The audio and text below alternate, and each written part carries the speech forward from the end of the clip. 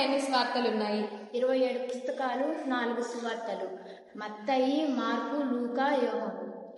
దేవుడు ఏలియాకు ఎవరి ద్వారా ఆహారం పంపించారు? కాకల ద్వారా పంపించారు. దేవుని సృష్టి ఎన్ని దినాలు? 6 రోజులు.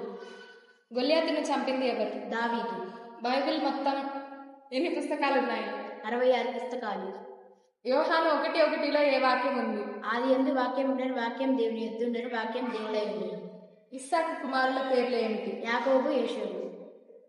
ఇశ్రాయేలీయులకు మొదటి రాజు ఎవరు? సౌలు. హన్నా, ఎల్కానా వాళ్ళ కుమారుడు ఎవరు? సమూయేలు. బైబిల్లో ఎక్కువ సంవత్సరాలు బ్రతికింది ఎవరు? ఎన్ని సంవత్సరాలు బ్రతికారు? మెతుషేల 969 సంవత్సరాలు.